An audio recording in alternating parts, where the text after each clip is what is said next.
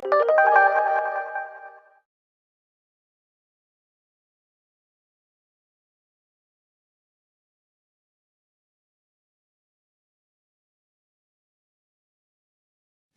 afternoon. Welcome back. Hope you all had a nice conversations over lunch. And welcome to the first panel on possession and ownership of data. We have 3 interesting panelists here, and I will speak as little as possible so you can hear as much as possible from them. Our first we'll go in the order that the panelists are sitting here. Our first speaker is Tim Lee, who is an adjunct scholar at the Cato Institute and tech policy blogger at the Technology Liberation Front. Tim? Thank you, Professor. Can everybody hear me okay?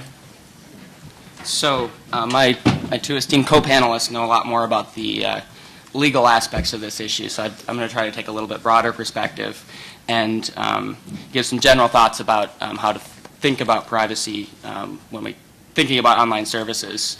And in particular, I think that privacy, it's a mistake to think about it as a one-dimensional thing where you either have more privacy or less privacy. I think privacy is about a series of trade-offs where users will give up a certain amount of information about themselves in exchange for some valuable service. So I think when we're thinking about privacy issues and about ways to protect user privacy, it's important to keep both of those sides in mind. Yes, anytime a user reveals information about themselves or anytime a service provider stores information about themselves, there's costs and risks involved. And it's certainly very important that service providers disclose how they're going to use information and be held accountable for keeping their promises in that regard. But I also think it's important that we keep in mind that some amount of sharing of information is a prerequisite to any useful online service. Total 100% privacy would, I guess, mean that there wouldn't be any online services at all because people, websites wouldn't have the information they need to, provide you with the service that you're interested in getting.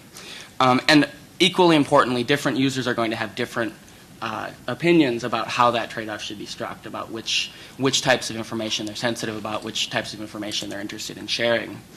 Some people are going to be very protective. They're going to want to give out the bare minimum of information, and they're going to be satisfied with perhaps not having as convenient an online experience. Others are not going to be as worried about online privacy or certain aspects of it, and will be very comfortable sharing more information in exchange for additional services or convenience. The goal then it shouldn't be to maximize privacy in the abstract, but to maximize users' knowledge about these trade-offs and their control over how their data is used and shared with others. Categorical prohibitions on particular retention or use of data in a particular way can harm users to the extent that it limits users from receiving certain types of services that they might otherwise be interested in getting. The second point I want to make about online services and privacy is that users' initial reaction to a new service that's announced isn't necessarily the best guide to whether that is a good idea. Often a company will introduce some new product or some new feature for an existing product, and it'll make a lot of people upset about it. And sometimes that outrage will continue and only grow. The recent Facebook beacons issue is a good example of that. I mean, I think that there's a pretty good consensus now that was not a well thought out program, and a lot of people have dropped it. But in other cases, the initial negative reaction dissipates once users learn more about the product or service. And so I think it would be a mistake to necessarily cement our current intuitions about privacy into regulation. Our current intuitions about which uses of data respect user privacy and which ones invade it are going to be highly sensitive to the implementation details of an online service. And they may also be driven by misleading analogies to older technologies that don't work exactly the same way as the technology that you're currently considering. And we also may not be able to develop good intuitions by thinking about these sorts of things totally in the abstract. We need to have an actual working product to look at and go to poke at, and we need to give each individual user the opportunity to learn how it works and make their own decision as opposed to trying to judge ahead of time. So that's my basic story. I want to look at three specific examples that sort of illustrate these 2 points, one about trade-offs and the other about initial reactions not necessarily being the best guide. So the first is cookies, which are sort of the original internet privacy bogeyman. Cookies were very controversial in the 1990s. They first came to public attention, I think, around 1997. I mean, they've been in browsers for several years before that, but that's when you first started having the sort of historical press accounts of them. As one privacy advocate told Time in 1997, cookies represent a way of watching consumers without their consent, and that is a fairly frightening phenomenon. On the other hand, cookies are indispensable to web development. Users want websites to remember them. They don't necessarily want to enter their login information every time they visit a site. And as a result, cookies have, in fact, become ubiquitous. And I don't think there are very many people nowadays who still think that cookies are just a bad idea that would want to get rid of them. So why has the public opinion shifted on that? One is I think that people have just become more familiar in general with the way the web works. When people were just sort of first dipping their toe into the internet, the idea of websites and web servers watching you seemed very sinister, but I think we're now used to the fact that, when you visit Amazon's webpage, they know who you are and they remember the last time you were there and what you purchased and so forth. And some people are still not comfortable with that, but lots of people are. And certainly the general idea that there's some records kept about you on a web server isn't as frightening to people as it used to be. Also, some of the more outlandish claims about cookies, that cookies are the equivalent of spyware, that they monitor your activities and report home to the mothership, I think have been largely corrected. I mean, most people who are paying attention realize that those aren't true. And I think maybe most importantly, browsers have been updated so that users now have a lot more control over how they're how they interact with cookies. So people who aren't comfortable with the way cookies work have a lot more fine-grained control. For example, Firefox, the latest version, or at least the version that's on my computer, gives you the option to delete all your cookies at the end of every browsing session, to have it ask you for each cookie whether you want to accept or reject it, to view your existing cookies and delete those that you don't want to see, and to blacklist particular sites that you don't trust and don't want to allow to set cookies.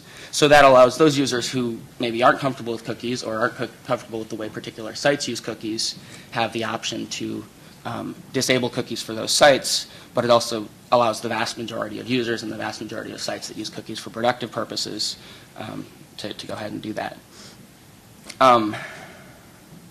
Okay, so the next example is Gmail. This was obviously Google's email service, which was introduced in 2004, and they had what was initially considered a very controversial ad model. Most webmail clients at the time display just generic banner ads that were the same for every user. But what Gmail would do is it would examine the contents of the emails you were sending and receiving and tailor the ads based on the content of those emails. And some people thought this was kind of creepy. They sort of said, well, we don't want Google spying on or scanning our email. And one California senator went so far as proposing legislation limiting Gmail, and the World Privacy Forum and 24 privacy and civil liberties groups opposed Gmail and urged Google to drop it. But Google didn't drop it, and in fact, users beat down Google's door to get Gmail accounts. At the time, it was in a limited beta, and there were just a few people who had access, and some of the people who got access ended up selling the accounts on eBay. So there were clearly a lot of users who liked the fact that liked the product, were willing to accept the possible privacy concerns.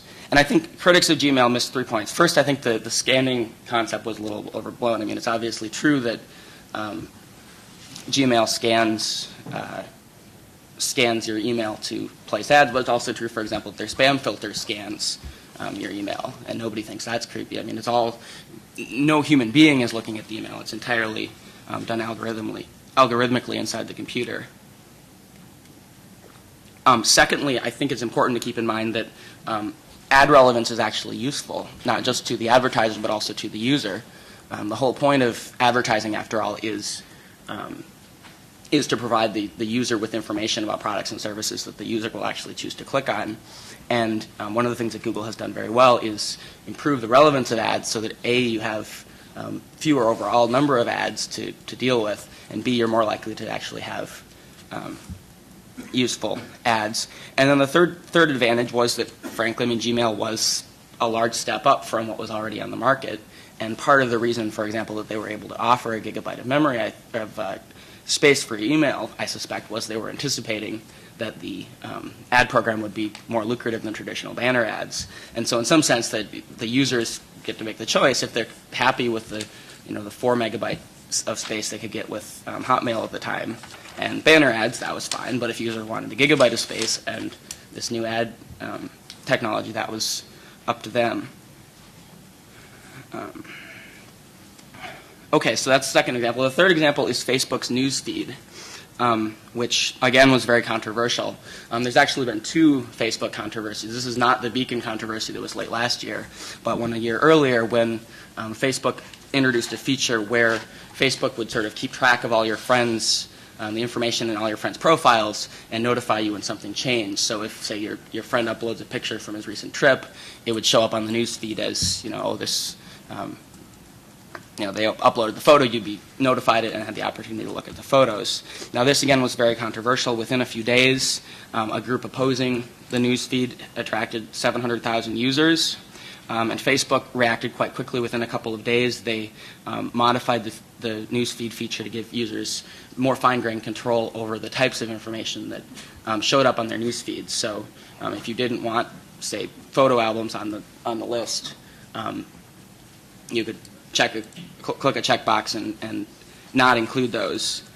But importantly, they did not back down. They left the feature in place. They left it as the default.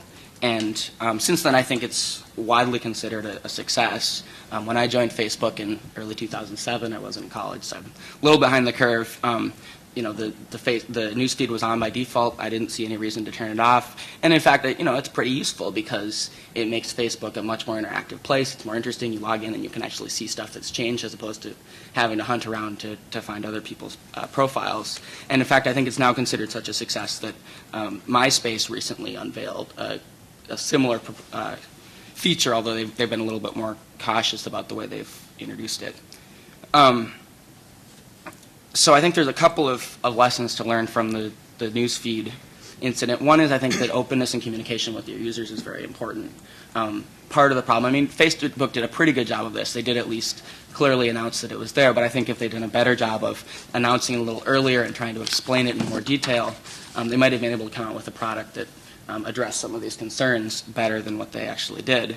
And the second and more important point, I think, is that it's very important to give the users maximum control, giving them the ability to decide, number one, to opt out entirely or to opt out for particular categories. Maybe they're not, they want to share this kind of information but not that kind. Leaves it up to the user what kind of information they like, and that will dissipate the objections of people that feel particularly strongly about it. So I want to add one thing at the end that I think a couple of my co-panelists will also mention, and that is that I think that the issue becomes very different when we're talking about governments. One of the reasons that that I think that these controversies were not very troubling is that users had lots of choices. If you didn't like Gmail, there were lots of other email clients. If you didn't like Facebook, there's MySpace and other sites. Obviously, if the government starts eavesdropping, number one, you're probably not going to find out about it, and you certainly aren't going to have the option to opt out of that. And so I think we should be much more concerned about government surveillance than we should for surveillance of private sites. And I think probably and again, I'm not the lawyer, so I won't get into the details, but I think the model we currently have with telecom companies that, careful statutory control of when information can be shared with government would be a good idea to have for online services as well. Thanks, Tim. Our second panelist is Joel Reidenberg, who is a professor of law at Fordham University. Joel? Thank you. I think I'm going to pick up, Tim was running through a series of examples of surveillance concerns, he spoke a bit about what I'll call the consent model to surveillance. And the last point, this distinction between government and private sector action, how there's some important distinctions. That, I think, is going to be really critical, and that's really where I'm going to pick up and start, because I think that distinction really loses its meaning when we think of cloud computing, as Ed showed earlier this morning. I want to focus on three sets of implications that I see of cloud computing in this sphere. One is the ownership of the data. What does that mean from a legal point of view? What are we talking about? Second is what are the embedded values in the architecture that we have to worry about? And third is really what I'll call an irony, that cloud computing, while on first blush seems to enhance surveillance capabilities, I think equally offers tremendous opportunities for improving privacy over the current situation that we see today. On the first, on ownership of data, when we're talking about centrally managed personal information, I think what we see is that cloud computing reinforces the need for fair information practice standards. Now, fair information practice standards are the buzzword, the typical legal formulation for the rules that are associated with the collection and use of personal information. And why is it that I think cloud computing reinforces that? Well, as Ed said earlier this morning, it's the location. Where's the data located? Right? Possession is ownership. Well, ownership, when we're talking about information, is really about how you get to use the bits and the bytes. What are the constraints, in this case, what are the legal constraints on the use of bits and bytes? Data centralization or a centralized management of personal information means the control is critical. So fair information practice standards spell out what the rights and obligations and responsibilities are of different actors in the information chain. Some of the typical principles that you'll see are notice of collection. If you're collecting personal information, you provide notice of it. Right? That's the Gramm-Leach-Bliley Act. You get a million financial services disclosure notices from your banks. Right? That's an illustration of it. The collection of only limited amounts of information. Only collect what's necessary to support the purpose for which you're collecting it. The Fair Credit Reporting Act, in an indirect way, does that. Restrict the use of the information to its prime purpose, why it was collected. Again, Fair Credit Reporting Act does that. If you look at other concerns, duration of storage, data, basic principles, data shouldn't be out there for eternity. It should only be kept as long as it is necessary for the purpose, again, for which it was collected. Data access. Citizens ought to know what's out there, what's being collected about them. Rights of correction, so that data that's circulating about individuals is accurate. These standards, we find them in American law in various different places, generally isolated, not coherently. We find them outside the United States more typically in comprehensive statutes that will address each of these concerns in a more coherent way than I think what we find in American law.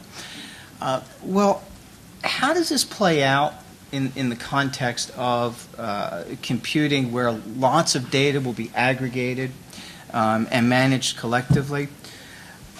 We see, I think, a blurring of public and private spaces and a blurring of public and private data processing. So what do I mean by that? Think of social networking sites. Is that a private zone or is it public? Public in the sense that does law enforcement get to watch what happens on Facebook? Guess what? They do. Law enforcement, in essence, is now using the data that's out there in the private sector for public surveillance. The line starts to blur. Likewise, this line between is it really private processing or public processing begins to blur. That poses an enormous challenge to fair information practice standards, how you apply them in this environment, and a very significant challenge to at least current law and how law will be developing in the future. So, for example, if you look at a couple of basic principles, one that Tim had mentioned, transparency. You ought to know if somebody's collecting, the cookies, part of that whole cookies issue I always thought that was a somewhat silly instance because it was really about a hidden collection of data. What did the consumer know? Did they really understand how it was being used? Could they do anything about it? Well, transparency becomes far more complex in this type of environment where the uses are multiple. The sophistication of those uses becomes very high level. You know, how much can an average consumer really understand? Well, if you're based on a consent model and the consumer can't understand what's going on, how can you have an effective consent? So how law will deal with this is going to be very difficult. Likewise, finality becomes quite problematic. Is it a secondary use of the information? The scope of what that collection purpose is can be quite difficult to identify clearly and cogently in this kind of environment. And lastly, the duration. You know, where's the data? How long is it being stored in different locations? Becomes very difficult to manage. Now, the second set of issues I wanted to throw out focused on the embedded values. Privacy values, either pro or anti-privacy, are embedded in the technical architecture. Whereas the technical constraints of the system design will define how information is collected, used, stored, configured, when it gets deleted, if it gets deleted. So it's interesting. I'll come back to the example of the Gmail and the beacon examples. I mean, Gmail was, you know, I think as Tim has aptly noted, people were upset about it in the first instance and then it kind of faded. Beacon, on the other hand, caused an enormous, perhaps more persistent opposition. Well, why? Beacon showed how the data mining sausage was made. I mean, it made transparent in a simple way for users how their information was being mined behind the scenes. In other words, what Beacon did was it popularized what was already taking place by the companies behind the scene. Gmail wasn't nearly as graphic for users, so they get ads. Right? It's somewhat amorphous. They know it's based on profiling what they're doing, but they didn't see it as the specific acts that, or the specific content that triggered a particular ad. As opposed to Beacon, it was quite graphic. So it really, I think, illustrates here, you know, how is it that the architecture is accomplishing information protection, and how is it implementing information practices? How transparent is it for the users? In terms of law, I think it means that data privacy rules have to be focusing on effective transparency and a bit of a new way of treating the data. In other words, think of the data collections as necessitating by default a purpose anonymity. Because you can use it for one purpose that might be identified or identifiable, but not for any others in any identifiable way. Begin to think about associating rights of use and collection that travel with data wherever it might be flowing in a system. So you have a rule set that travels with the data. If you're centrally managing your information processing, it would be easier to do that than it might be in a very disparate, distributed system of data processing. And second, I think that the data privacy rules have to figure out ways of improving the effectiveness of transparency so that it actually does have some meaning for users. I mean, I think Beacon was a great example of it. It was a wonderful illustration. Now, the third is the irony. I think that cloud computing opens doors for privacy enhancements. In other words, it's easier to target for regulation by law or by technical configuration gatekeepers. So to the extent that there is a central management, they're easier to find, they're easier to regulate, and they're easier to hold liable than distributed systems. Well, what will that mean? How might law play into that? I think we will see two aspects. One is co-regulation, in that law will be targeting the technologies more directly than it has in the past, and targeting intermediaries designing those technologies so that the technologies are privacy friendly, or so that the technologies begin to incorporate rule sets for the treatment of the personal information as it travels through a data system. The corollary of that is I think we will see or need a much greater cooperation between legal rulemaking and standards bodies. We saw it with cookies. I mean, cookies is, comes up again. The cookies management really grew out of standards. Cookie was a standard to deal with a particular technical transmission issue on the web. It was then morphed to be a data mining tool, and then it came back with browsers figuring out new ways to deploy better management to begin to comply with legal concerns that were raised by cookies. So I think we're going to see a very significant evolution both in the way the law operates and the responsibilities that it imposes on technologists designing systems for cloud computing. Thank you. Thanks. Our third panelist is Marc Rotenberg, who is Executive Director of EPIC, the Electronic Privacy Information Center. Thanks, Ed, and I wanted to thank Ed and David for organizing this excellent conference, bringing together lawyers and technologists, and most importantly, having a working public Wi-Fi. We really appreciate that. Thank you for it. I thought as an introduction to my talk, I was going to give you a little look behind the scenes of privacy culture.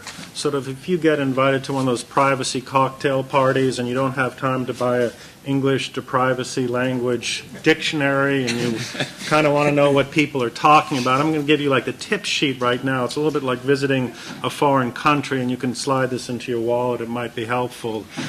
Here are the main things I think you need to know about privacy. And the first one, which Joel mentioned, is really critical, and it's the concept of fair information practices. We take that concept very seriously. Now, what does that mean? In most simple terms, it means that when you collect data on individuals, you take on some obligations. We can have long discussions, write academic articles about what the scope of those obligations are. Maybe it has to be accurate. Maybe you need some security. Maybe you give people rights of access. On and on it goes. But the basic theory is that in collecting data, you take on responsibilities. And I think it's not just a sort of privacy, human rights, kind of good government thing. I actually think there's good economic underpinnings for this view of the world. And the economic underpinning is this. There is an essential information asymmetry that occurs when someone transfers their data to someone else. The person who is now in possession of that data simply exercises control over the data that the individual no longer has. And in economic terms, we actually call the custodian the least cost avoider. And if we're trying to minimize risk, we don't say to the individual who might be concerned about what's happening out there, we want you to be more concerned. We say to the person who's in possession of the data, the responsibility goes to you, because that's actually the efficient outcome. It is easier for you in possession of the data to prevent bad things from happening than it is for the person who provided the information to you. That is a core concept in the privacy world. It's actually the basis of most privacy laws. I mean, what's a privacy law? Privacy law says to a company that collects some information, there are certain things you need to do, certain things you can't do, and if you don't follow this law, you could get into trouble. I mean, lawyers get paid a lot of money to add other words, but that's basically what a privacy law says. Okay, that's the first thing you need to know about privacy culture. Fair information practices are critical. The second thing is that privacy people, by and large, actually believe that technology can be a solution. Now, believe it or not, we're all not living at home with gas lamps, window shades drawn down, hiding under our covers, because God forbid that, let alone the 21st, the 20th century might be coming. That's not the privacy view of the world. A lot of privacy folks have been championing privacy-enhancing techniques, strong crypto, and other technical measures for protecting privacy for a very long time. But the critical point is that these techniques need to be evaluated. It's not enough to say, for example, that encryption is important for protecting email. You need to ask some questions. Is there a key escrow arrangement that makes available to some third party a copy of the private key that makes a communications network that appears to be secure, in fact not secure. So that's my second key thing you need to know about privacy culture. People are not anti-technology, they just want to understand that systems work as they should. The third point is that anonymity turns out to be critical. I mean, people have kind of a deep regard for anonymity. And one of the reasons for that is anonymity is the very interesting intersection of freedom, freedom of speech, freedom of travel, freedom of communications, and privacy. And this is a concept, understood by the U.S. Supreme Court, which has repeatedly said that the right of anonymity is a right found in the First Amendment, and also something that I think most people who are designing technologies of privacy understand. Now, we do get credentials. We do understand that if you're going to go into a university library, it might be reasonable for the university to ask the question, are you a student, faculty, staff enrolled at the university? But that's kind of a yes-no question, right? Do you have the status to take advantage of this service? And we do get the idea that the Transportation Security Administration, before allowing a person to board a plane, might want to know, is that person a suspected terrorist who we have reason to believe could cause harm to civil aviation? But again, that's a yes-no question, and the person's actual identity is wholly apart from determining whether or not they have the credential to take advantage of the service that they're seeking. Now, fourth quick point on the privacy of the culture of privacy, and this is kind of, the advanced master class. If you're in this up till now, you're not ready to go kind of the next level, it's kind of World of Warcraft, so on and so forth. There is, in the privacy world, an enormous paradox. It's a paradox most people don't understand because it's counterintuitive. You talk about privacy and everyone's thinking, what do you have to hide? What are you keeping secret? How do we keep this in confidence? On and on. Everyone gets that. Now here, I guess I can share it with you. You're all part of the club now. The paradox of privacy is that much of privacy is about transparency. It is about imposing obligations on companies that collect and use personal data to be more open and more accountable with the data that they collect. Not surprisingly, it is very easy for organizations that are secretive to collect and use data without people objecting. Why? Because people have no basis to object. They have no understanding of how the data is being used, what harms might result, and here's the key point. The greater the secrecy, almost certainly the less likelihood of objection, which means that for privacy protection to work, you actually have to enforce transparency. Now, with those four key points in mind, cloud computing is actually kind of fairly straightforward from a privacy perspective.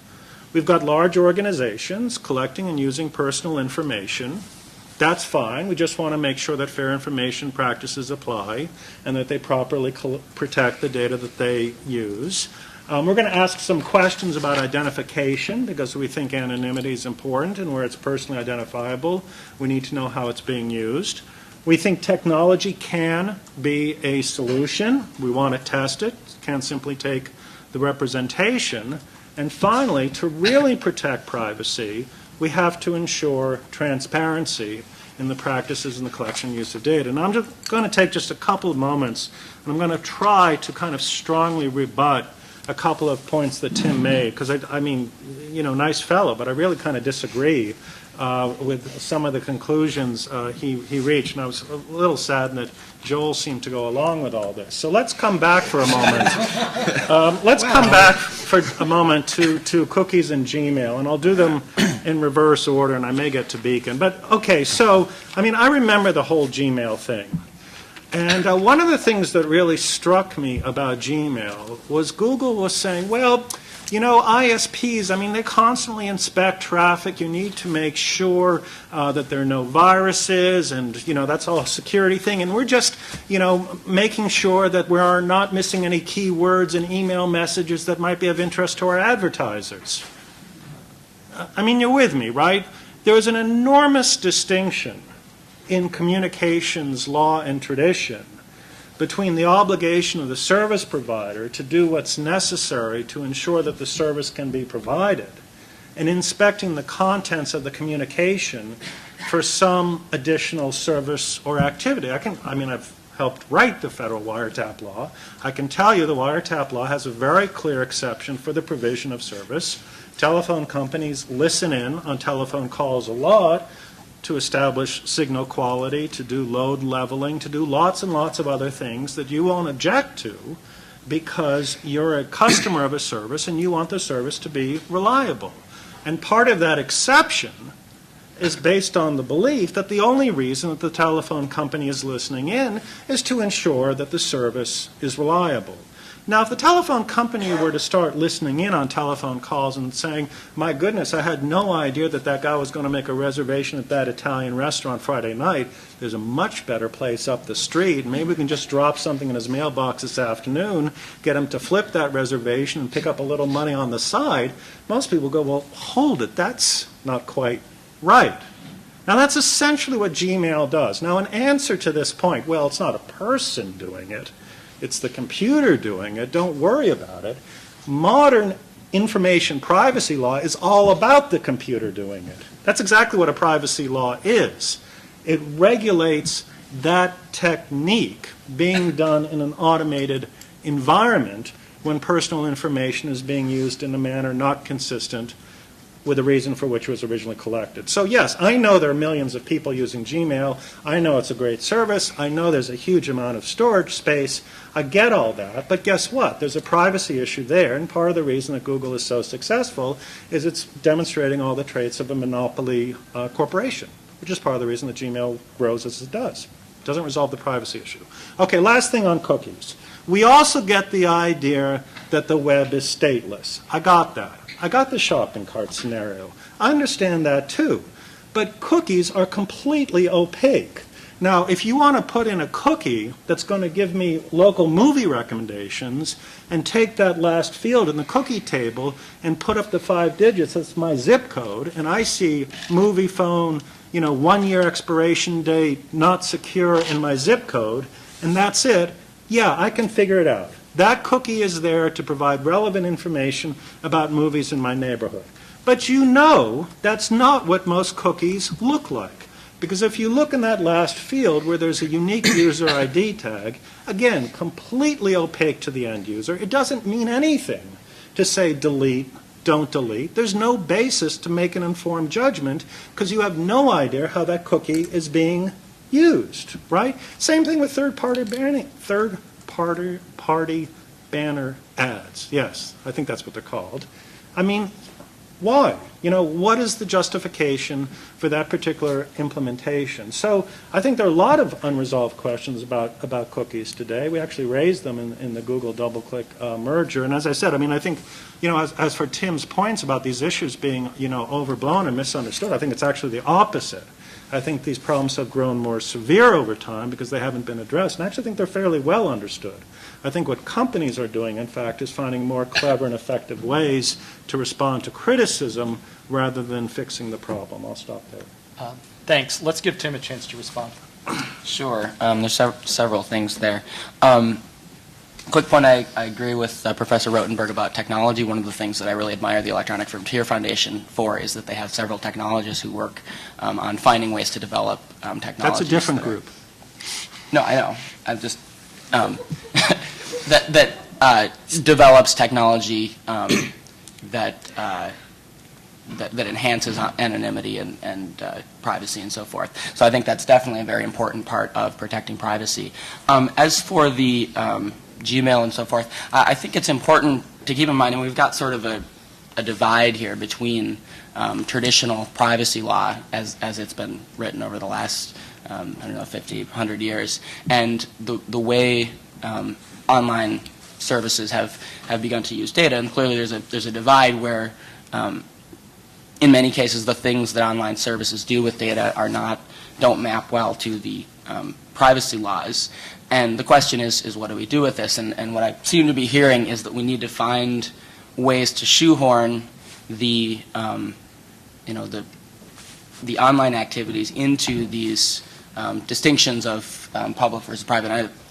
I don't know enough about the legal aspects to know exactly what all the categories would be, but I think it's important that we not assume that the the existing privacy categories are right and that the things the online providers are doing are wrong, that it might be, at least in some cases, that what needs to happen is that we need new categories of, public versus private or whatever the categories might be, that the law needs to change to accommodate some of these new activities, because online services are doing things that really were literally impossible 20 or 30 years ago. And so it's not necessarily the case that the people who have drafted this legislation would have thought of these activities when they were writing it, and there might even be categories that wouldn't have made any sense to bring up. Joel or Marc? Yeah, I'm going to pick up with the latter point. I think that many of these key distinctions, both in law, are drawn from basic legal principles rather than particular statutory enactments. And while the statutory enactments are clearly having great difficulty satisfactorily protecting the principles, I don't think the principles are outmoded. So if you look, for instance, I'll come back to the Gmail, since I hate to disappoint Marc. I think one of the things that is so underplayed in the Gmail scenario is the asymmetry of information about the content surveillance that Gmail users have. In other words, yeah, they know that it's being examined for ad placement, but that's a pretty amorphous or nebulous piece of information for the consumer. Do they really fully grasp what it means? Do they grasp what the significance of it is, and how Google would be able to take that information and profile or perhaps disclose to the FBI when they're requested for a profile pattern of a particular user's email account? That would most likely fall outside or fall in a gray area under current statutory privacy law, but it doesn't, I think, fall outside what is a very clear sense that it would be a violation of fair information practice principles and a violation of users' sensibilities as to what ought to happen with their personal information. So, I think it kind of comes back in some ways to the opaqueness of what the technology, what the consequences of the technical developments are for citizens in our society today. And I think that's an area where it's really up to public policy, not technologists, to be deciding how that should be playing out. I'll just make one point. I mean, I think part of the difference between my position and Tim's position could be explained. Maybe it's the premise. I mean, Tim said quite directly in his talk that he sees all of this as a big trade-off. In other words, you give up some privacy and you get some benefits. And I think through that lens, a lot of the outcomes that you find would be as expected. I've never seen this as a trade-off. My view has always been that one of the real challenges is to provide the service without requiring people to give up some privacy. I mean, that's kind of what makes the problem interesting. And if you think about it for a moment, I mean, it's fairly obvious from the perspective of the relationship between one's expectation of privacy and technological innovation, that unless there was some engagement of how to protect privacy, either through law or through technology, every innovation would necessarily lead to a diminishment of privacy. And nonetheless, we found in many, many areas that we don't have to reach that result. So really the question becomes, how do we get out of that trade-off view, develop very good services without putting people in the position of having to give up privacy? Thanks. Let's open it up to questions from the floor. Before you ask a question, you're invited to, but not required to, state your name and affiliation and any other personal identifiable information you'd like to share. And I think we're going to try and pass. We'll try to pass the mic to... Is this the right one to be using? Okay, so despite not making me any louder, hopefully it's committing all of this to indelible history. I'd like to actually just begin by asking David. a question. So this issue of transparency versus opacity has come into several of the remarks here, and So, Marc, at one point you were citing the opacity of cookies as something that is a source of concern. And we've been talking almost as a pair about the issue with cookies and the issue with Gmail. But in the Gmail case, it seems like people are consenting. In many cases, at least, it is the case that people know what Gmail does and still consent, or know a lot about what Gmail does and still consent. Whereas with cookies, the level of knowledge is much lower in many cases. And so my question is, do you see that as, to what extent does that get Gmail off the hook? And at some point, do you find yourself saying, instead of saying it's a policy problem, do you find yourself saying people have a regrettably weak preference for privacy and their willingness to go for Gmail? And Tim, I think you face the inverse form of this question, which is if you're comfortable with people making trade-offs and trading off privacy, do you then become uncomfortable when, as with cookies, opacity prevents them from knowing what they're giving away? Right. Well, I think it's a fair question, and again, I really have to push on this point because it may be counterintuitive to a lot of people, but privacy is really not about notice and consent. That's a very sort of recent, if I may say, almost near fabrication of what privacy looks like. Privacy is about the obligations that attach to the collection and use of personal data. And you don't sort of consent away what those obligations are. I mean, there are a lot of hungry people that you could offer some food to that's not healthy, and they will gladly eat it, because they're hungry, right? I mean, they've consented. That really doesn't tell you very much about what's taken place. So, as I said, I mean, with respect to Gmail, I certainly understand the attraction. I certainly understand why people would sign up for it. It doesn't resolve the question of whether or not there's a privacy problem there. About the cookies, I think I'm not quite sure what sorts of disclosure would make sense for cookies, because in many cases what's in the cookie is some sort of cryptographic identifier to a record in their database, where there isn't actually any data stored in the cookie. The cookie ties you to some entries in the database, and those entries could have any number of things, and in many cases that's your username, it's your user preferences, it's your search history. I mean, there could be all manner of things that that could tie back to, but having them tell you what's in the cookie doesn't really give you very much information. One of the things that I think is important to keep in mind is that disclosure is a good thing, and generally I think more disclosure is better than less, but it's also important that the disclosure be understandable. I mean, I get the credit card privacy disclosures that are mandated, and they're 8 pages long, and frankly I throw them in the garbage because I don't know, I mean, they're not that different, and I don't know enough about the sort of legalese to really even be sure what all the terms mean. And so up to a point, I think certainly more disclosure is better than less disclosure, but I think we should be wary of mandating so much disclosure that it simply becomes overwhelming. The other thing is, I think people, at some point, if cookies become common enough, I don't know that it helps at all for each individual website to say, yes, we use cookies too. I mean, if you know that cookies are a general feature and you know where the control panel is to see which cookies are set,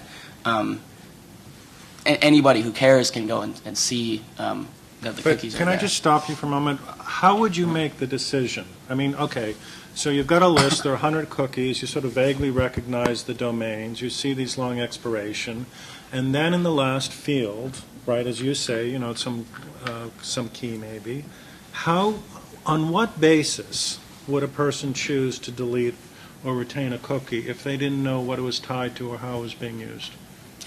Well, I think this is where things like the media are important. I mean, I think that in most cases the cookies are pretty innocuous. They tie back to your preferences or something, but with something like Google, where Epic has done a lot of good work on informing consumers about the sorts of information that Google stores, you might say, I've read too many sketchy things about the way Google uses my personal information. I'm going to delete Google. But I'm not asking for that result either. I'm really saying, I mean, most settings on your system, you actually have a lot of fine-grained control over. You're setting your margins. I mean, everything in a person's computing environment.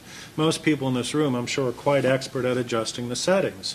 But I'm willing to bet that in this room, if you took the time to look at the cookie table and tried to make a decision about why you were deleting one cookie as opposed to another, there really would be no rational basis. Well, it would be based on who said it. I mean, if you're not comfortable with Google's privacy But that doesn't settings. work, because the issue is really about how the information is going to be used by the company that has placed the cookie. And what you've just said is, you're basing it on your trust of their policy, not how the particular information they're gathering through the cookie is being used. That you really don't have any sense of. Well, but the cookie is the sort of anchor to a large universe. I mean, if the cookie's not on your hard drive, it becomes very difficult for them to track you. And so it is a 1 or 0 thing. Either you allow it or you don't. But any company you don't trust, you put them on the list of sites you don't accept cookies for. And I mean, I don't know what the alternative is, because you don't. There's no way you could clearly explain to the user, here's the 500 things that Google does with this cookie or whatever. Let's take the next question from Jonah, and then Joe, then Helen. Hi, thanks. My name is Jonah Boswich. I'm a doctoral student at the Columbia School of Journalism. I wanted to thank you guys for the great presentations. I was a little surprised that we didn't hear a whisper about the Fourth Amendment, and perhaps that's because the Fourth Amendment's pretty dead. And not just because it's identities that are investigated now instead of places, but because specifically of the collusion between corporations and governments, which Tim, I'm a little upset that you didn't even bring that out. But what I really want to get to and ask is whether or not all of you seem to talk about data collection as a very static entity, when in a post-9/11 world, the role of law enforcement has shifted from investigating crime and gathering evidence to preventing crime, and the complete solution to that problem is preventative behavioral models of every citizen in the country. And in a world like that, I'm a lot more scared of corporations and political machinery than I am of the government. And just as some examples of thought experiments to get you thinking, what kind of world would it be if R.J. Reynolds sent you a free carton of cigarettes 2 weeks after you bought the patch? Or if political gerrymandering was going on the basis of the persistent cookies that are aggregated over time in the world that you're depicting? Well, I was a little bit careful about going into that topic, out of respect for our conference theme and because we really are focused on cloud computing. But I think it was raised in fact, Ed's presentation this morning. Obviously one of the questions that arises is what happens with government access to this data. And I just want to say, and I don't mean to sound like I'm always picking on Google, but it's actually very interesting. Google did something righteous last year when the government went to them with a subpoena and said, turn over, I think originally they wanted basically 2 billion, search histories and indexed web pages because the government was trying to prove a case in Philadelphia, completely unrelated. And Google said no. They really fought them on the subpoena issue at a time when other ISPs weren't fighting back. Eventually, there was a very small amount of information that was disclosed, and I think by and large it was viewed as victory. And, we sort of stood up. We were in fact in the front of the line applauding Google for taking the stand I think you would like them to take. But we also said simultaneously that the retention of the data creates an ongoing risk that at some future point the government is going to come back for greater demands and there will be a less sympathetic judge. Now this is the very interesting dilemma, I think, in the cloud computing realm. Assuming everyone has good intent and assuming everyone wants to do the right thing by privacy and assuming we have a huge number of benefits, stipulate to all that, what happens when somebody walks in the door and says, we want all of your information for something completely unrelated to what you anticipated? And there's no judicial oversight for this nowadays. Well, that's a big, yes, but I'm just, architecturally trying to describe what the problem is. Also, I think that cloud computing is threatening the vitality of the Fourth Amendment. And this gets into what I was suggesting about the blurring between the public space and the private space and public and private data processing. So here's an example. Private company amasses, through centralized management, a substantial information about individuals. They start selling it in the marketplace for profiling individuals for X, Y, or Z. Potential purchasers of luxury yachts, for example. What happens? Well, the government goes in and buys the data. Right? It's out there. It's being sold publicly. So the government buys it. Now the IRS has a target list of people for audit. That, by the way, is a real example. So you have instances like that. The more we see centralization of data, and the more that data is used for secondary purposes, the easier it is for the government to gain access outside the kind of restraints we put on the state through the Fourth Amendment. Yeah, that's an excellent question, and I did, in fact, briefly touch on that at the very end of my talk. I just didn't focus on it because I didn't think that was the topic at hand. But certainly, it is very problematic once you have these large data stores.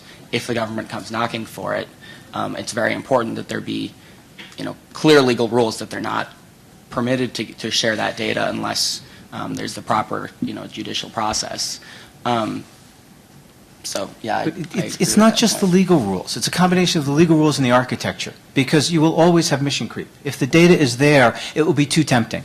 There will be a compelling example of why the law has to be expanded to allow this data access. On the other hand, if what the law's default position is that you have it, but it gets wiped out after 6 months, or it gets anonymized after first use, then you've built in a protection that will be far more enduring than trying to rely on something that, after the fact, you're just not going to be able to stop a floodgate. One more quick point, and it may be the case, I'm not sure that Ed has done some work in this area, but after the proposal for total information awareness, there was a lot of discussion about what we might call privacy-friendly data mining, right? So the U.S. government says we intend to collect all this data. We understand that there are privacy concerns. Let's see if there's some techniques. The phrase that John Poindexter used was selective revelation. So we basically, as there was greater indicator of criminal conduct, there would be greater willingness to disclose the records. And, theoretically, it's actually not a bad approach. The problem is that when you get down to the practicality of these types of investigations, you learn very quickly that the government's interest is in real-time access. They don't want to go through 3 or 4 escrow arrangements before getting access to the entire data set. And it's actually the real-time access that's sort of been, I think, the problem for a lot of the work on selective revelation. Right. Yeah, I agree with all that. One of the things to keep in mind, though, is in this case, what really matters isn't so much is whether the data is retained rather than how it's used. So, for example, with the Gmail ad issue, I don't think it really matters if Gmail is using the contents of the emails to target the ads. If the FBI comes to Google and says, we want you to share such and such information, all the privacy rules about that aren't going to help. So, yes, it's very important to data retention, I think, is a very important issue, and there needs to be better standards with regard to how long data is retained. Joe. Hi, my name is Joseph Lorenzo Hall from the UC Berkeley School of Information. I consider myself to be a scholar of transparency, so I was pretty intrigued to hear Joel and Marc talk about transparency. However, I found that it's used loosely, not very specifically, not very precisely in a lot of contexts. So I'd like to challenge you to get a little more theoretical, and Tim, you're welcome to answer this as well, and actually talk about what you mean by transparency and how you define the term transparency as it relates to privacy and the paradox itself. Well, I've actually given long talks on this, so I'll be real brief. But basically, a typical privacy law, a robust privacy law, will give the record subject a right of access so that they know the information about them that's being held by the third party. That's the answer to the cookies question. To make an informed decision about keeping the cookie, you would need to know what's in the file that's associated with the cookie. Now I'm just going to add a couple of historical anchors, which I think are really interesting. One, Justice Brandeis, who's very well known for his writings on privacy, was also one of the original architects of government and the Sunshine Laws and the robust First Amendment doctrine we have today. So not only is there nothing incompatible between privacy and the First Amendment transparency, it was sort of wrapped up in one of our great justices as the twin pillars of modern U.S. government. The other example in that same spirit is 1974, a very big year in terms of legislation in this area. Congress passed 2 laws, many laws, 2 relevant to your question. One, the Privacy Act. The other, the amendments that strengthen the Freedom of Information Act. Right? The exact same Congress said we need much stronger protection for privacy and we need much better transparency rules. Now, how do you explain that? Were they schizophrenic? Well, some people in Washington today would probably say, yes, they probably were.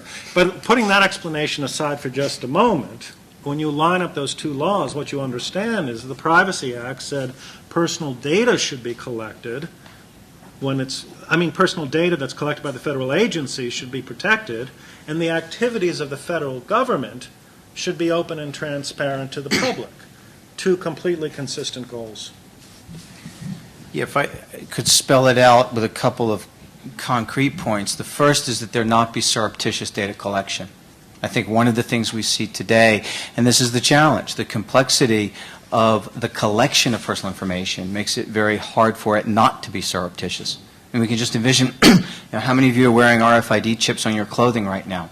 What data is being collected from that? All of you that have geolocating devices, it's probably everybody in the room with your cell phones. How is that used? We don't really know, so that's one. Number two, that there be a meaningful understanding of the use limitations, and the consequences of the use of that information. Some of my personal favorites are to take a look at the terms of service that are used for various websites that describe their privacy policies that we're supposed to trust. Right? They're the best weasel words you could find to obfuscate what they're really doing. When you read them, they say, well, we may use it for this, we may use it for that. I challenge you to read one of those policies and be able to recognize in it any specific use that's being made of your personal information. Right? In general, you're just not going to find it. So that's something else, the meaningfulness that you understand what's really happening to the data. And the last one, I think, goes to what Marc was just saying, the right of access, the transparency of the data processing entity to the individual about whom the data is processed. That becomes critically important. We have it in one spot in American law, the Fair Credit Reporting Act. You have a right of access. Right, that, it turns out, was one of the most powerful things in that statute that cleaned up the credit reporting industry. It's very significant. I think it's often underplayed in the United States. It gave transparency to the industry in a way that then created the market for credit reporting and, in turn, credit in the United States. I'm sorry, I'm going to add one more quick point, and Joel just reminded me. There's a really interesting related transparency development in the privacy world, and you will find this in Article 15.1 of the EU Data Directive, which doesn't simply give people the right to access the information that's being held about them. It gives them the right to access the logic of the processing of the information. Now, let's just think about that for a moment. That's really a very powerful concept. It basically says, to the TSA, if you're going to make a determination as to who gets on the plane or who doesn't, that information should be made publicly available. Or to double-click, if you're going to show me a banner ad for Ford and not for Saab, the basis for that determination should be made known to the individual, which I think is a wonderful concept of transparency, hardly ever discussed. Thanks. Helen? This is a rumination rather than Ed identified me already. Then a question, and it also goes to Ed. It's the use of this word cloud and why the conversation we're having is specifically related to computing in the cloud. What does that metaphor do to the privacy discussion that we might have without the metaphor of the cloud? And one hypothesis is just that when you say cloud, it means that no particular organization is going to be responsible for what goes on with that information because it's kind of in the cloud. Another question you might ask is that when users are being invited to shift what they may have been doing on their hard drives. Let's say you would, instead of doing your spreadsheet on your hard drive using Excel, you're invited to do it on the cloud.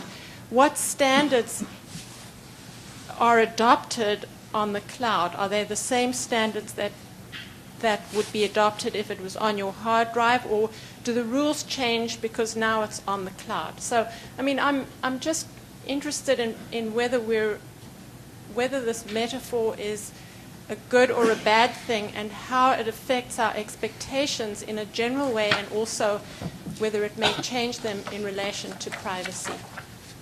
So I'll take a quick go at that. I mean, I've been thinking about that same question, Helen, as I was getting ready for this and trying to understand how different cloud computing might be from a privacy perspective. And I still don't think it's that different. Let me give you an example. You know, I helped write the video privacy protection law, regulates or protects video privacy rental records. A video store is not a single entity. It ships things to people, right? So it has to use a shipping agency. It has a bill collection function. It has a marketing function. These are all entities apart from the company. They may act as agents for the company, but the point becomes when you transfer your data to that entity that you interact with, and it circulates your data to these other entities to provide the service for you, which you could think of sort of a distributed way of service provision in the physical world, all those privacy expectations attach at the front end to the company that's gathered the data from you, because it's the one, you know, again, this is really an economic argument, because it's the one in the best position to protect what happens, you know, later downstream. So I understand that there's a lot, and I liked your description. I mean, this, you know, something's happening on the end user's platform. We won't worry about that too much. That's kind of that person's responsibility. But to the extent that we have data moving back and forth between different entities, that's a form of, you know, distributed service provision that's not unlike what most businesses do. I guess the question was partly addressed to me, so let me say something about this. I would point to two things about, well, while acknowledging that many of the privacy issues we face in computing in the cloud are the same ones we've seen before, I'd point to two things I think that could be different. One is that more things are happening out there rather than on your own computer, so you have inherently less technological control. And second, it's becoming less clear what's happening where compared to before. You have more federation of services working together, or even if you're interacting with a single service, it won't be evident to you as the user what's getting transmitted to the server and what's not necessarily. The second thing has to do with these new kinds of services that come along that are really only possible in this sort of cloud setting, with Facebook being sort of the standard example. There's no local version of Facebook that you can compare to. It's something which is inherently a shared space into which people inject data. And it's a challenge to our ways of thinking about privacy in many ways, starting with the fact that users enthusiastically put all of this information there.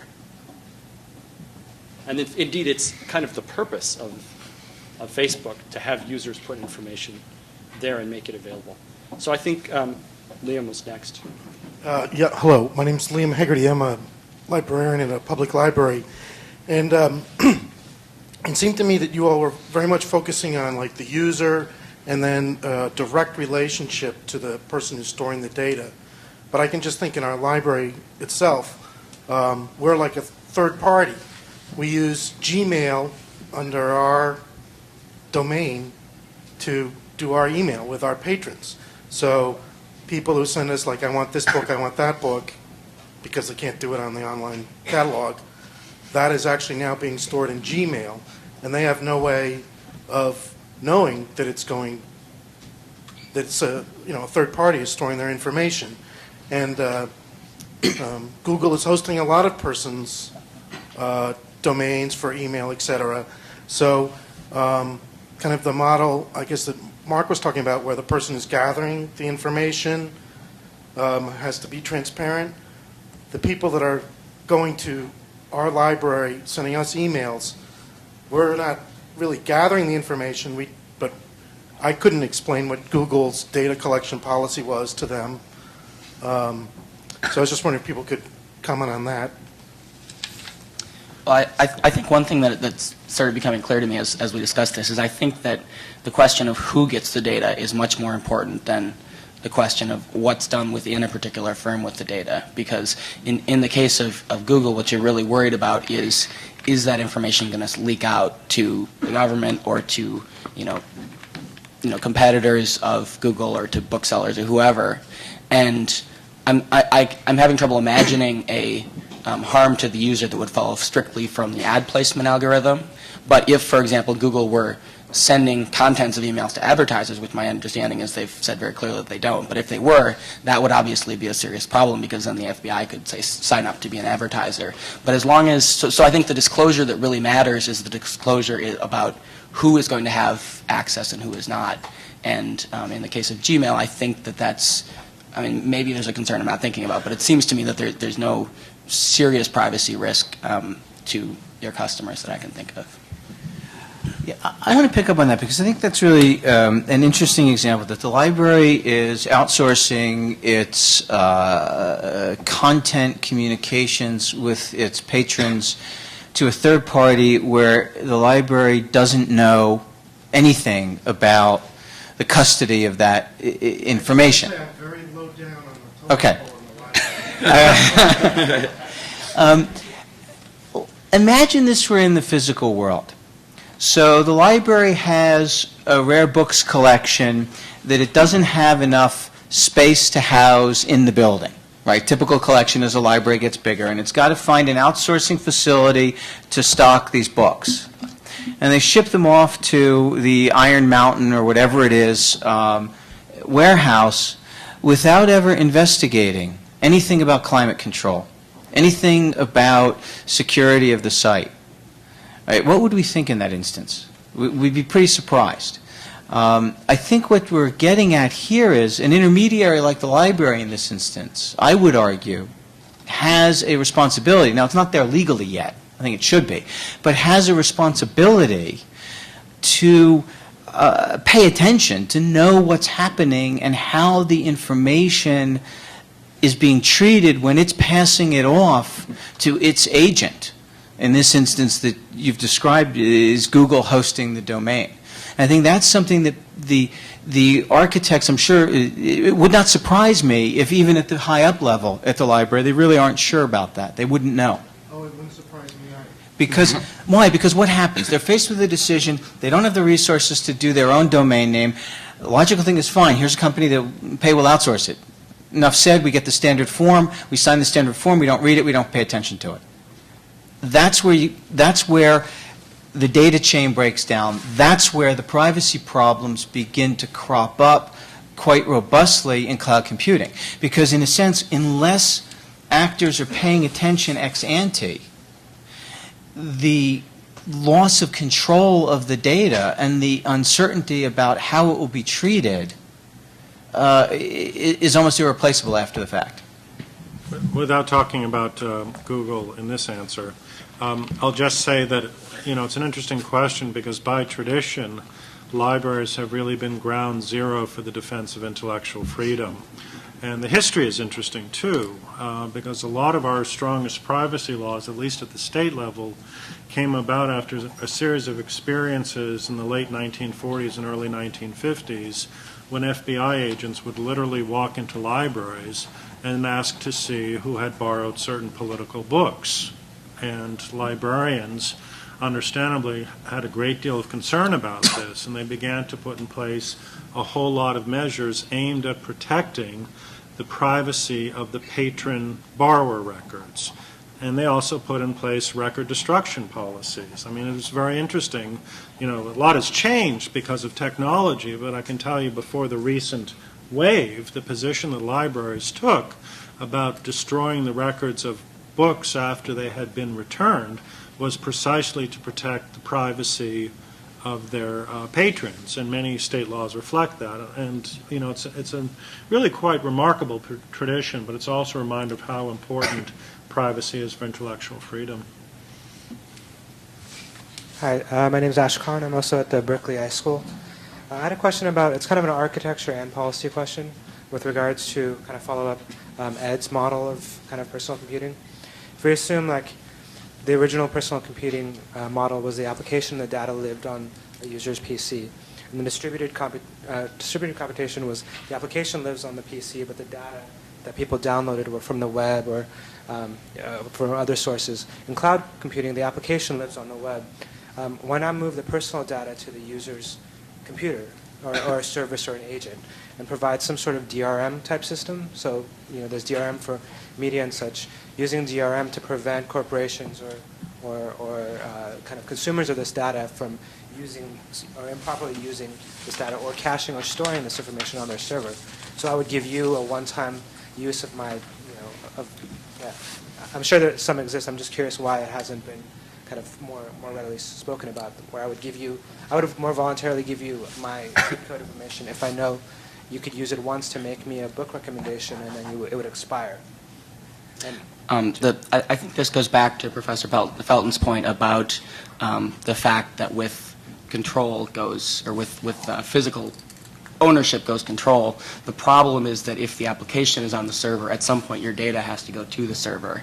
And so, and as the Center for IT Policy Study has documented, digital rights management technology generally doesn't work very well, precisely because there's no way to prevent the person who physically controls a piece of hardware from doing whatever they want with the software that's on it. That's why I was suggesting a policy model where corporations would not be allowed to cache that data, where they subject to audit, the same way users are subject to audit, the pirated software, pirated media, they would be liable.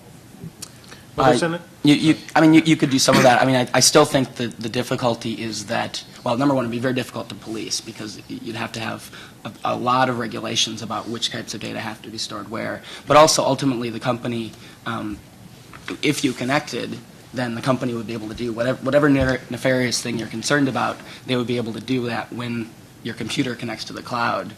So you'd have certain kinds of privacy protection. But for example, to take the example of the FBI demanding your data, the FBI could order the service provider, wait until they connect, and then suck all the data off the server. So I'm just skeptical that would give you very much additional protection. I'm far more optimistic about, I call it policy rights management technologies, sort of the analogy to DRM, that it could be useful. I think the dynamic in the privacy rights management technology area is different from the DRM area, because in DRM the problem you're dealing with is the sheer number of users who are going to want to misbehave and crack the DRM. I think it sort of flips in that it's the central organizations, you're worried about the central organizations who have the mass of the data. Again, as big visible targets, they are going to be easier to monitor, easier to enforce. So you're always going to have the road speed problem. You set the speed limit at 65, there are going to be people that drive at 70. There'll be people that get speeding tickets. But if you keep, in general, the level of compliance at an acceptable level, you have a system of traffic safety that more or less works. I think we're going to see the same thing happening. We've seen it a little bit. I mean, the first wave of it were PETs. They called them PETs, privacy-enhancing technologies, but tended to have very limited focus. As looking at either anonymity, encryption would be the typical one, as opposed to some kind of system where it's a rights management that travels with the data. I don't know that you need. You postulated that the data would initially reside on the client side. I don't know if you have an effective deployed privacy rights management system that's based on a commonly accepted standard. I don't know that it makes that would make that kind of difference. Let me just give you another way to think about an answer to your question, and it's a corollary to fair information practices. If you impose meaningful burdens on companies that collect and use personal data, companies may decide that perhaps the better implementation is one that doesn't require them to collect the data. Now, they might still come up with a solution that says, gee, rather than having the risk that 42.5 million credit card records will be stolen off our servers, let's figure out a way to do credit card processing that doesn't create that vulnerability. We'll push the data back toward the end user. Now, from our perspective, that's actually exactly the outcome we want, because the service is being provided and the privacy risk is being minimized. But you see, that outcome only is possible when the full responsibilities of collecting the data are brought to bear on the custodian. I keep coming back to economic models, but it's really internalizing the cost. And the problem today is that it's too easy for data custodians not to bear the cost and to end up with these kinds of poorly thought out models where that risk arises. Lawrence. I'm Larry Furnival at Columbia in the IT department. We're using Amazon's Elastic Computing Cloud now. And so we have our own virtual machine that's running in the cloud. And so I'm not really worried about access directly into our virtual CPU and accessing our data. But there's an enormous amount of metadata that's associated with the running of the virtual machine in the grid. And I'm sure with a sufficient detail that Amazon could tell you that I'm transcoding a video or I'm encrypting a file. And all that stuff is being logged. And I think that's inherently a change from moving from our own data center into a data center in the cloud. And so my question is, when I'm making recommendations to professors who are doing research projects, for instance, and there's some loss of privacy due to the signaling, which is called signaling in spy work, where you don't actually see the data, but you have the metadata about the behavior of the machine. Do I have to assume that that's a public location where this is going on and there really is no privacy available for the metadata about the processes that are running on my machine? I'm trying to go a little farther into the future where I noticed the head of Sun's IT said there would be no data centers in 2015, that they were planning to move everything into the cloud. And so I think that may be the case, that people are going to move to the cloud for their data needs.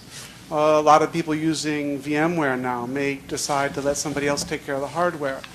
But if that's the case, then it seems inherently there's a loss of privacy that's quite severe and unavoidable. Is data destruction the only way of dealing with that issue? Let's let Jesse say something very quickly. So there's actually lots of great research. Jesse Robbins, O'Reilly Radar. So there's some great research being done right now on instrumenting the CPUs in, instrumenting the computation itself running in virtualization. So the assumption that the metadata going in and out of the machine in a service like EC2 or like any other service, anything running on Xen, anything running in VMware, there is no reason to assume that the provider isn't and wouldn't be able to get into and watch the actual machinery of computation at work. You have no control over that. So I just wanted to tell you that premise is wrong, and that if you're doing something critical and privileged and that needs to stay private, don't make the assumption that they can't see what's actually going on inside your machine at the very base level, because they control the container around it, whoever that is. Tim? Yeah, I think 2 points about that. One is it again reinforces the idea that control ultimately is power. If Amazon physically controls the machine, there's nothing you can do to ensure that they won't be snooping at what you're doing. The other thing is I think that this is a class of problems.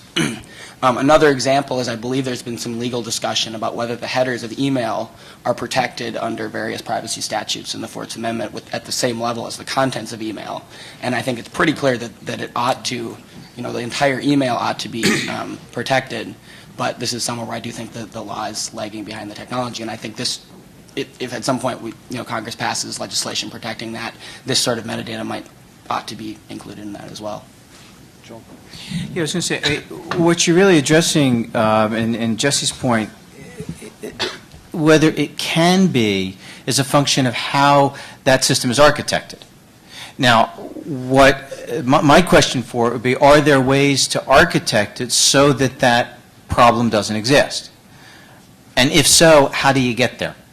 I think how you get there will inevitably involve some kind of legal direction, legal directive, I should say, that will force that issue and force the design choices. But certainly having metadata available for use by a third party compromises privacy. There's no doubt about it. Does the metadata have to exist? Well, that's going to be the issue. If you configure a system that wipes out the metadata after 24 hours, then at 24 hours and 3 seconds, you don't have the problem. You only have a transitory problem. You can deal with that in one fashion that you can't use to deal with a problem where the metadata may be sitting out there for years. Thanks. Tess. Well, I'm sort of coming from the other side of things. I'm with a new company called AppNexus, and we're sort of providing the cloud computing service. And EC2 is definitely a company that we're looking at and seeing how they develop and seeing as a potential competitor. And my thought that's going through my head is wondering, well, perhaps we don't want to be Big Brother and we don't want to look at your metadata and let you deal with it.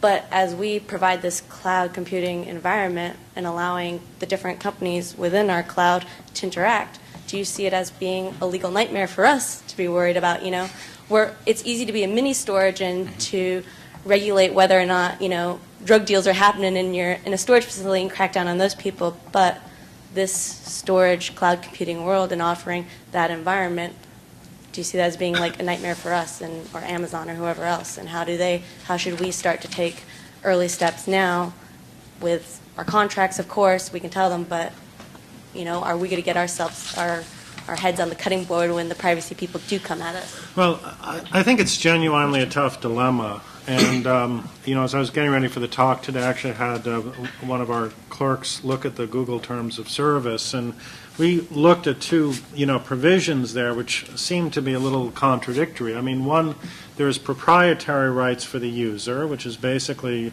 Google saying to the user, this is basically your stuff. And then there's another term discussing the content license, which says, in effect, you're allowing us to use this in various ways consistent, with the purposes that have been specified in the services, which actually turn out to be quite broad. And I suspect your company probably has a terms of service agreement that basically says both things. I mean, one, you kind of have to tell your customer, we're not about to take your proprietary data and sell it to your competitor. But on the other hand, you've come to us because you want us to provide certain services to you, and consistent with those services, we may do a bunch of things. Now, I think that kind of sort of raises the question, where between those two polar points are you going to place the possible interactions with other clients' data?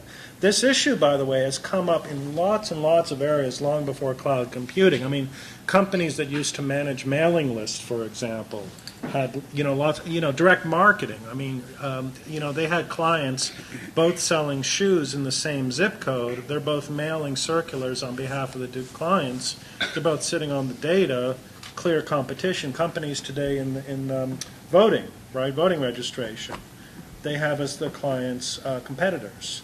But we're just providing the cloud, and so it's slightly different. I feel like you can attack Gmail because they've created the analytics there, where we're not creating that. We're just giving you the servers, we're giving you the infrastructure, and what we hope is for people to interact and to take advantage of that cloud to push technology forward and what they're able to do. But part of that would be people sharing data, and if we have tons of people and it becomes global, what do you do when you're present in China? And those people can then sell to Chinese, and then they're like, can they say, hey, we're off U.S. territory, we don't have to worry about your Privacy Information Act sort of stuff? Yeah, I think it's a great question. I think you, in part, answered it. You've got a mess, and you really are in a tough spot. Because, take the case, you go global. If all you're doing is providing an environment, under American law today, you might benefit easily by the immunities that are given to to carriers under Section 230 in the Telecoms Act, for example, or under the DMCA safe harbor. You're simply a host. You're not going to be responsible for the content. Under foreign law, you're going to have obligations to monitor because you're providing the service. Once you start monitoring, then you may fall outside of those safe harbor protections under American law. So you have conflicts, if the service is global, between legal obligations in one jurisdiction that as a result will create liability for you, a potential liability for you in another. Now, what do you do in the meantime? How do you deal with something like this? A couple of things. First, so the sales pitch, hire lawyers. Second, the company that starts dealing with this and starts to figure out ways of segmenting and essentially building into the system compliance mechanisms, will be putting itself at a tremendous competitive advantage for attracting the services to operate in that environment. Because if you take, for example, what you offer would be a platform for Yahoo. I mean, take my favorite. I've written a lot on the Yahoo Nazi memorabilia case in France. Yahoo was doing filtering. They were doing it for commercial purposes. They didn't want to do it for public policy reasons, and they got slammed for it in France.